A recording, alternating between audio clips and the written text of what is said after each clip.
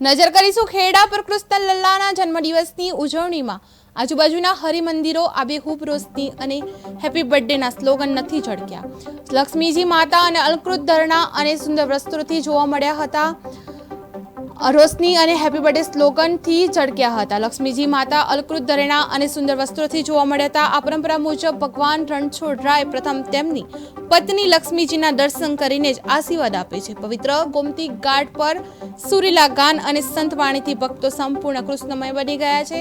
ગાયક હરિ ગઢવી અને વિજયાબેન વાઘેલાના સંગીતે થતી ગરબા રાસમાં હજારો ભક્તો ઝૂમ્યા હતા।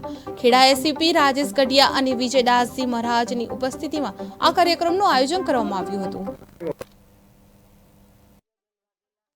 લોકગાયિકા અને ડાકોર અમારે કાનભાઈ વિજય બાપુના માનને ખાતર સંતવાણી માં આવ્યા છે।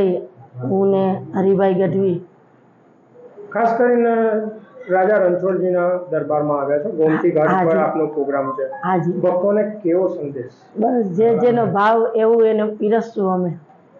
બાકી તો રાજા રણછોડ છે, એની નગરી છે બાપ, એને ગમશે એવું અમે કરશું। જય દ્વારકાધીશ। હું હરિ ગઢવી, ભજનીક સંતવાણી કલાકાર। હરિભાઈ, ડાકોરમાં તમે આવ્યા છો એટલે ગોમતી ઘાટ પર આપનો અહીં પ્રોગ્રામ છે, જી જન્માષ્ટમી છે। ભાવિક ભક્તોને શું સંદેશો? ભાવિક ભક્તોને સંદેશો આપણા ધર્મનો